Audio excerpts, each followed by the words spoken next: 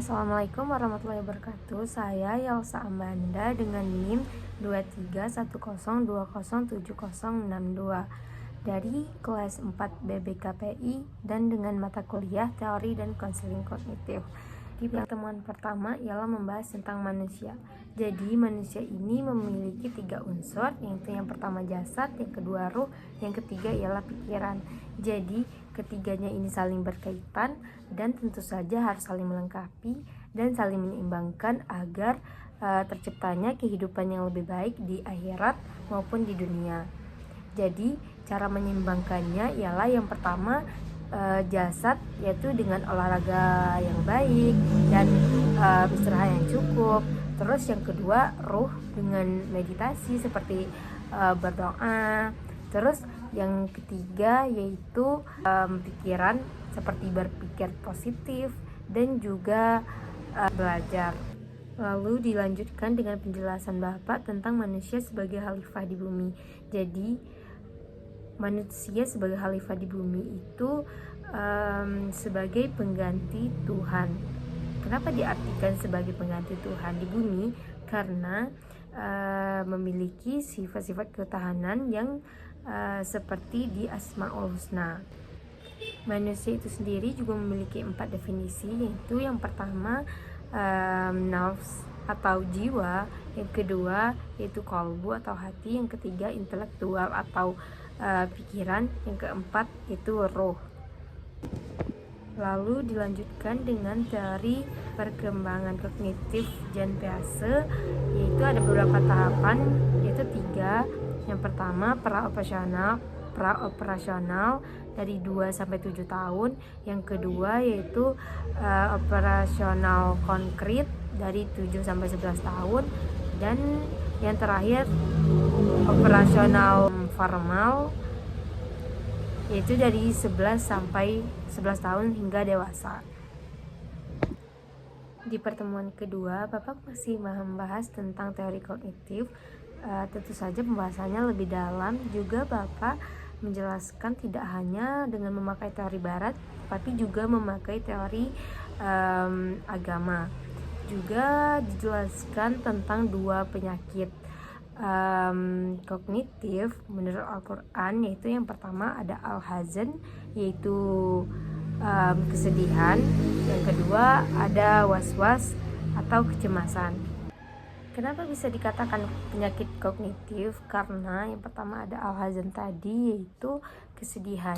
Yaitu kesedihan ini membuat seseorang itu tidak bisa mengambil keputusan dengan pikiran yang jernih. Dan juga yang kedua tadi yaitu was-was atau keraguan atau kecemasan, itu membuat dikatakan penyakit kognitif karena kecemasan atau keraguan tadi membuat seseorang dalam mengendalikan pikirannya tidak jernih.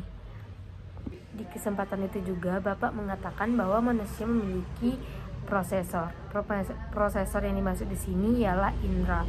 Indera manusia itu ada 5, yaitu yang pertama mata, hidung, lidah, kulit, dan juga telinga. Jadi masing-masing indera tersebut memiliki output dan inputnya masing-masing. Jadi misalnya mata outputnya melihat dan juga inputnya menangkap cahaya. Output itu tersendiri terbagi menjadi 2 bagian, yaitu kognisi dan akognisi. Jadi kognisi ini ialah output yang dikeluarkan dengan proses berpikir seperti melihat, dan juga yang akognisi ialah output yang dikeluarkan tanpa proses berpikir seperti mengeluarkan keringat. Di pertemuan ketiga yaitu membahas tentang memori. Jadi ada yang tahu apa itu memori? Memori itu bukanlah ingatan, melainkan memori adalah penyimpanan. Jadi memori itu terbagi menjadi 2, yaitu short time memory atau memori jangka pendek. Yang kedua yaitu long time memory atau memori atau ingatan jangka panjang. Jadi cara mengubah dari short time memory ke long time memory ialah cukup dengan mengoutputkannya seperti dengan lewat tulisan atau membicarakan atau diucapkan. Itu bisa membuat short time memory kita masuk ke dalam long time memory. Ada 2 titik situasi manusia, yaitu sehat dan sakit. Sehat dan sakit ini juga terbagi menjadi 4 bagian, yaitu yang pertama insan yang kamil, yaitu raga yang sehat dan jiwa yang sehat. Yang kedua orang yang sabar, yaitu jiwa yang sakit dan raga yang sehat. Yang ketiga itu orang gila, yaitu tubuh yang sehat dan jiwa yang sakit. Yang keempat yaitu neraka dunia, tubuh yang sakit dan juga jiwa yang sakit. Cara mengobati jiwa yang sakit ialah bisa dengan belajar dan juga dengan empati. Sedangkan raga yang sakit bisa melalui seperti eksternal, yaitu ke dokter dan ke konselor. Hal-hal yang disebutkan tadi bisa terjadi melalui beberapa faktor, yaitu bisa jadi karena psikomatik, yaitu keadaan fisik yang mempengaruhi jiwa. Jadi misalnya keadaan fisiknya sakit itu bisa mempengaruhi jiwa kita yang sehat dan terkena menjadi sakit. Di pertemuan keempat yaitu membahas tentang teori dari Aaron Beck. Jadi teori dari fokus pada peran pikiran kognitif dalam mengembangkan dan tahankan gangguan mental. Menurut Beck ini ialah bisa menukarkan pikiran negatif kita ke pikiran yang lebih positif. Misalnya, saya tidak bisa ujian kali ini, tapi kita bisa merubahnya tentang aku bisa belajar untuk memperbaikinya, gitu. Pertemuan kelima tentang Abu Zaid bin Sahih al-Balkhi tentang perubahan cara pandangnya terhadap manusia, berubah dari, yaitu pengaruh dari Al-Kindi al-Balkhi. Tubuh itu tuh seperti wadah, dan sedangkan roh itu seperti air. Manusia memiliki 4 ihsas atau emosi. Yang pertama itu al-hazan wal jaz, yaitu rasa sedih dan rasa cemas. Yang kedua yaitu marah.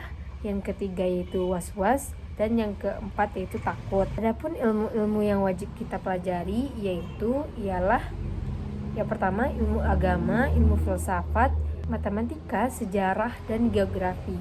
Pertemuan ke-6 atau pertemuan terakhir ialah membahas tentang terapeutik, yaitu terapeutik atau terapi ialah pengobatan, dan terapeutik ini ialah segala hal yang terkait dengan di internal, bisa dengan ibadah, olahraga, berdoa, dan juga dari eksternal seperti dari konselor dan dari dokter. Pada intinya, materi di hari itu ialah tentang fisik tidak selalu mengalami gangguan di setiap harinya, tetapi jiwa memiliki gangguan di setiap waktu. Jadi, tentu saja hal itu membutuhkan terapi. Terapi dasar kognitif ialah dengan belajar. Nah, belajar bisa menghilangkan kecemasan tersebut, dan juga dengan sholat memang tidak dapat memecahkan masalah, tapi sholat dapat menenangkan jiwa. Mungkin itu saja pemahaman saya dari materi-materi yang dipaparkan Bapak. Lebih dan kurang saya mohon maaf. Kesalahan tentu saja dari saya sendiri, dan kelebihan tentu saja dari yang di atas. Wabillahi taufiq wal hidayah. Wassalamualaikum warahmatullahi wabarakatuh.